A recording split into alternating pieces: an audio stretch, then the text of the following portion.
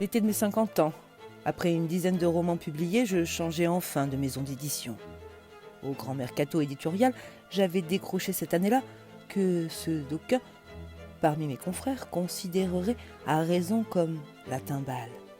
En passant d'un obscur éditeur de province à l'une des plus prestigieuses écuries parisiennes, j'avais optimisé de manière très sensible mes chances dans la course au prix littéraire, au moins sur le papier. Las, malgré les espoirs fondés par mon nouvel éditeur, mon roman « Fourmis du temps » n'avait rien glané de notable.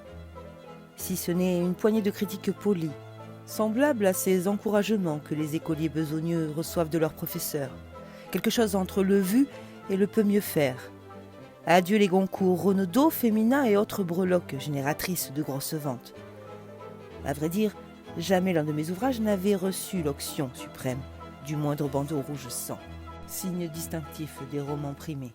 Mes couvertures à moi demeuraient dramatiquement blanches, vierges de toute reconnaissance. Et à quoi bon se résumer donc des romans sans succès, si ce n'est à des arbres abattus en vain? L'échec de ma prose mettait une honte double, à la fois intime et collective, artistique et environnementale. J'étais un tree killer, en plus d'être une serial loser. Comme tous les perdants, les exclus du podium, et je ne parle pas de la première marche, une médaille en bronze m'aurait suffi. Je commençais par blâmer l'absence manifeste du goût des lecteurs influents, critiques ou éditeurs de renom. Ces gens-là n'y connaissaient rien, c'était bien connu. Je n'étais pas un banal génie, incompris. Une armée d'entre eux peuple les salles d'attente des maisons d'édition. J'étais le génie incompris, celui dont on célébrait l'œuvre post-mortem, à qui on édifierait des statues, des chairs et des intégrales dans la Pléiade. Mais je m'en foutais pas mal, une gloire dont je ne jouirais jamais. C'était de mon vivant que je voulais m'enfiler la queue du Mickey jusqu'à la garde, me gaver l'ego comme on gave un canard, m'empiffrer de vanité, me repaître de moi-même jusqu'à la nausée. Le principal reproche adressé à ma prose résidait dans son supposé classicisme.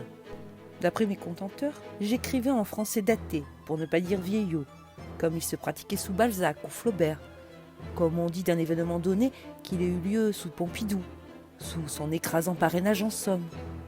Mes thèmes non plus ne brillaient pas par leur caractère novateur ou leur audace. Je n'inventais pas de nouveaux mondes, je tâchais juste de rendre compte du nôtre le plus honnêtement possible, et cela me semblait déjà pas mal. Dans Fourmis du temps, j'avais ainsi ausculté le destin d'un petit atelier d'horlogerie des Vosges, racheté par un groupe chinois et brutalement propulsé dans l'ère impitoyable de la mondialisation. Mon sujet était certes très contemporain, mais de toute évidence englué dans une réalité sociale un peu trop poisseuse au goût des journalistes. Ce qui les passionnait chez un François Ruffin les a fait bâiller chez moi. Ainsi en allait-il de la cruelle injustice des médias, qui, comme chacun le sait, ne prêtent qu'aux riches, quand bien même le riche en question défend la cause des pauvres. Bien entendu, j'étais loin d'être le seul à connaître cette infortune. Des génies sans gloire, on en croisait quelques brillants spécimens dans les travées des foires et salons du livre, qui émaillaient l'année littéraire. Les plus notables de ces événements populaires avaient lieu au printemps et à l'automne dans des villes de province de moyenne importance, Brive, Nancy, Metz, Vannes, Le Mans, etc. Pour un auteur de mon calibre, y être invité relevait de toute évidence du surclassement. Étant établi que d'ordinaire n'y étaient conviés que les bankable des écrivains de chaque maison, mais de défection en crise de gastro de dernière minute, il restait toujours quelques strapontins que les organisateurs cherchaient à combler au dernier moment. Ainsi, en ce mois de septembre, il fit siège d'une table de dédicace au prestigieux livre sur la place de Nancy, installée sur la non moins fastueuse place Stanislas. Dans les salons, les seconds couteaux tels que moi, peu sollicités pour des tables rondes et autres interviews pour la presse locale, se reconnaissaient et ne tardaient jamais à se regrouper, en particulier lors des inévitables dîners officiels avec les édiles du cru. Contrairement à ce qui se passait dans les mariages, la table des parias se formait spontanément, sans qu'aucun plan de table ne l'ait établi en amont.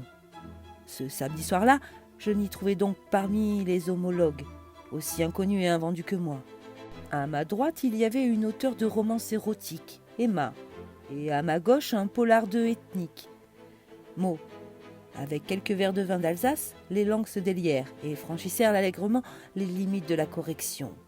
Après avoir déversé chacun des tombereaux d'amertume, anecdote à l'appui, notre légère ébriété commune nous emporta à l'exact opposé, sur ces cimes auxquelles l'auteur ordinaire ne peut s'empêcher de rêver.